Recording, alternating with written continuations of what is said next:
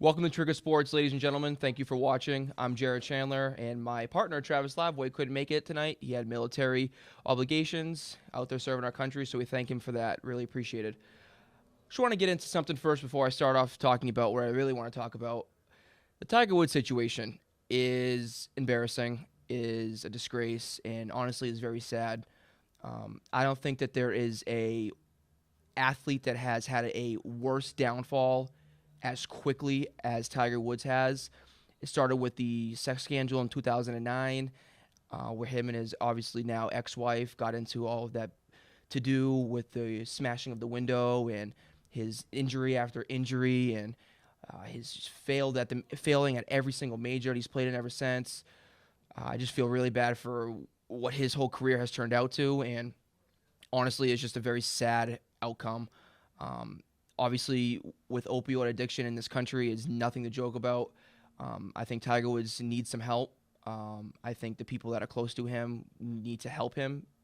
And honestly, that's as far as I'm going to go with it. But I just wanted to bring that up, that I think watching somebody like I did growing up dominate a sport as he did, just fall off a cliff so fast is just such a shame. It's really such a shame. But let's get into something a little more positive. The NBA Finals are here after waiting for so long and after dealing with the playoffs that were having boring series, sweeps after sweep. We actually finally have a great series on our hand. Obviously, it's the Warriors versus Cavaliers round 3. I could have bet on this one in Vegas back in November, as I'm sure the majority of you guys had, and probably is the reason why it was a 2-1 odds that these two teams were going to play against each other again, and nobody would have won any money. But getting to it, Game 1 was great. It was great, obviously, if you're a Warriors fan or if you're a LeBron hater, which I can't say that I am either. But at the same time, I thought Kevin Durant proved himself tremendously. 35 points, 8 rebounds, 8 assists. I mean, guy's near triple-double. He was honestly the sole reason why I believe that the Warriors won that game. Without him having as great as a game he did, I don't really think that they get past Cleveland. Steph Curry obviously had another great game. Draymond Green doing his thing like he always does. But I just think that the Warriors right now are on a mission, and they are a bullet that is not going to be stopped right now. And obviously people are going to say, yeah, you know what, you have LeBron James, you have Kyrie Irving. They were down 3-1 last year, and they came back to win it all. And yeah, that's great and everything, but no. Kevin Durant's on a mission. Steph Curry's on a mission.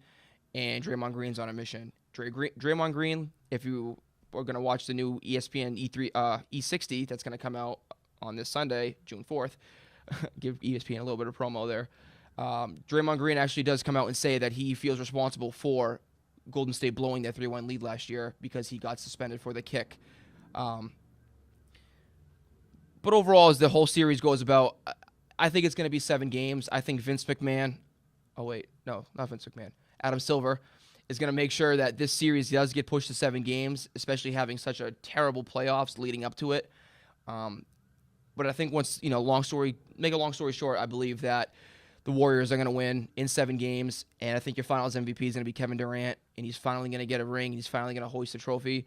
Whether we agree with what he did, leaving Oklahoma City last year to come to join the already dominant super team in Golden State, is another story. But at the same time, if he wins it, he deserves it, and I think it's going to be Golden State again in 7 games. Moving on a little bit now, changing direction and changing sports. Going down to doing a little bit of NFL talk.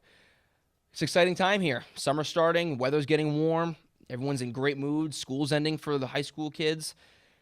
It's football season now. I'm a coach. I coach Manchester Central High School here in New Hampshire, and I can't say that I can't be any more excited for football season. Needless to say, OTAs are here. Teams have been gearing up now for the past week or so, and that leads me now to kind of start thinking about football a little bit more. A couple questions I have going into this upcoming season is, can the Atlanta Falcons actually get over this extremely bad hangover that they're going to wake up from? Obviously, we all watched the Super Bowl. We saw the Patriots' 25-point comeback, in which, I still can't believe happened, and I remember sitting on the couch and saying to my father, it's not over, though. It's not over. And much as I kind of wanted it to be over because I thought it would be nice for Atlanta to win a Super Bowl, obviously, again, we all know what happened. It was incredible. And we've seen so many times with teams the following season just have such a bad hangover with the however their playoff run ended the year before. And can Atlanta just overcome that? And can Matt Ryan have another MVP-like season? Can Julio Jones have another great year along with Deontay Freeman and Tevin Coleman? I don't know. I really don't know. It's a huge question for the Falcons and for the state of Georgia. The second thing, though, I have too is here in New England. Brady won his 5th ring, and now obviously there's some speculations out there that this is going to be his last year, or is he going to have 2 more years? And I mean, everybody heard that Giselle wanted him to kind of quit last year after he won his 5th ring. Is Giselle getting in his ear a little bit more now and kind of forcing him to kind of pump the brakes a little bit on his prediction where he wants to play till he's 45? I mean, come on, let's be honest with each other. And again, too, the Pats kept Jimmy G. And they easily could have traded him to Cleveland and got a huge load of picks, and probably could have been the 11th pick, and you got it caught in future picks, but you kept him to sit behind a guy that's going to be playing till he's 45. Come on, let's think here a little bit. I don't think it's happening. I think this is probably going to be Brady's last year, because you're not going to keep somebody around with the intent of him being a free agent next year and Jimmy Garoppolo just to see him walk away for getting nothing for him. Why wouldn't you got something for him this year? So can Brady, if this is his last year, or if he's got 2 more years, can he continue his dominance going into now his 40s? And can he lead the Patriots again to either another AFC Championship berth or yet another Super Bowl berth and another Super Bowl victory? Me being a little bitter Patriots anti-person here, I like to not see it happen because I've seen too many. And my friends have seen too many, and I kind of want, my own championship. Dallas Cowboys. It's time for us. Come on, Dak. Come on, Zeke. Let's go. Figure it out. But a couple surprise teams I think are going to enter the season. I mean, obviously a lot of people last year thought that the Texans were going to make some noise, which they did. Obviously with the circumstances that they had, they spent a lot of money on Brock Osweiler for, I don't understand why. Obviously we know what happened in the offseason. They traded him to Cleveland just to get rid of him because the guy was such a mess.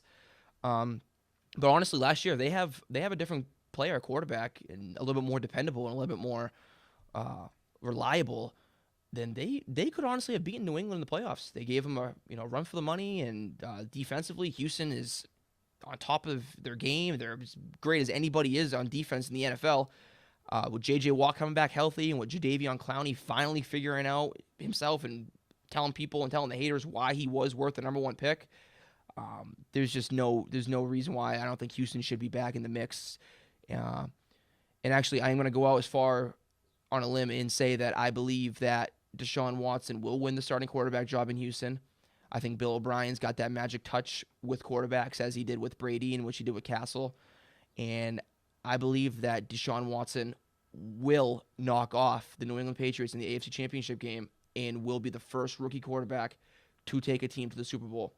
Dak Prescott became very close last year doing it. Obviously, he ran into a hot train here with Aaron Rodgers, but it's only a matter of time before it happens, and Deshaun Watson's a winner. We watched what he did at Alabama, pretty much single-handedly in the national championship game. The kid just knows how to win, and I think Houston scored huge with moving up in the draft to snag him. So you heard it here first. Houston Texans will make the Super Bowl this year with Deshaun Watson as their quarterback. My second sleeper team is going to be Tennessee Titans. Again, last year a lot of people said, Titans could be in the mix and this and that. But I think the Tennessee Titans are going to be one of those teams where, do I think they're going to win the division? No, because I just told you that the Houston Texans are going to go to the Super Bowl, and obviously the Titans and Texans are in the same division. But I think the Titans are going to be the 5th seed this year. I think they're going to go 10-6, and Marcus Mariota will be in the top 3 voting for MVP. You heard it here first. Marcus Mariota will be in the top 3 of MVP voting. The Titans did absolutely everything they could in their power to help this kid out. They drafted Corey Davis out of Western Michigan. Kid's a stud. And honestly, that was the one thing that he was missing last year in Mariota. He was missing a go-to target, and he got one. He's got great running backs with DeMarco Murray and with Henry. there's no reason why I don't think Tennessee should not be the 5th seed. And if you look at the whole AFC and its entire landscape, besides really the Pats, and I think Houston, obviously, Pittsburgh, and Oakland, give me another team that is a sure lock to make the playoffs. There really isn't one. I don't think there is one whatsoever. So Tennessee's going to be my other sleeper. So last week, if you watched the show, we were able to bring back the great Bambino, Babe Ruth. We kind of awoken him from the dead because obviously here at Trigger Sports with Dirty Water Media, we have that capability to do so. And today we're actually bringing back Aaron Hernandez, ladies and gentlemen. Aaron came back to us today to speak, and he's been resting for a few weeks now, and I don't think any of us were really too shocked when we heard about the news about him hanging himself in prison, but we're going to hang out with Hernandez a little bit today. So, Aaron, thanks for joining us. I really appreciate it. Can you hear me okay? Yes, I can. Awesome. Again, thank you so much for joining us today. I can't thank you enough. Obviously, I know you've only been sleeping for a couple weeks now, but I need to pick your brain for a little bit. What is your whole take on the Tiger Woods situation? Obviously, I know that you dabbled with a little marijuana in your day. I'm not saying I know Tiger Woods doesn't smoke marijuana. He didn't have any marijuana in his system at the time. He's obviously addicted to, or not addicted to, but he's had a little bit of trouble with painkillers. Can you just give me your thoughts on what you think about that? Well, I think that Tiger Woods should probably not drive while taking 5 Ambien and 3 Oxycontins. Not a good combination. Obviously, there was no alcohol in his blood, so we know it's purely drug-related. If he decides at one point to, I don't know, maybe focus on golf and not his back problems, maybe he'll come back. But I don't see him ever coming back as a true golfer anytime soon. Well, one can only hope, because I know a lot of the golf world does miss him out there on typical majors, competing with Lefty and Sergio Garcia and all them. It's a real shame again. Second question I have for you, Aaron. If you were, again, walking on this earth and you had the capability to get reinstated to the NFL and everything with Roger Goodell was all fine and dandy, and which team would you want to play for if you could not play for the Patriots, because they probably would not take you back? Probably either Cincinnati, because there's some killers on that team. Oakland. Not killers, but crazy. I can work with that. And hey, if they're crazy and I don't like them, I shoot them. I've been down this road before. It's all good. I think that, yeah. Oakland. I'd go Oakland. Well, and the fact too that Oakland has got a great chance of winning Super Bowl this year. And again, I heard that you've had some little tidbits and little run-ins and with some teammates. I remember you ran in with Wes Welker one time. I think it was your rookie season in New England. You almost gave him a run for his money because he got loud with you. So, needless to say, Aaron, I want to again thank you so much for waking up. Go enjoy wherever you are right now, and maybe we'll chime in and talk to you again soon. Well, folks, thanks for joining in with us tonight. I really appreciate it. It's our second show here at Trigger Sports with Dirty Water Media. I'm Jared Chandler. My partner, Travis Lavway, will be back next week. I really appreciate it. Thanks again.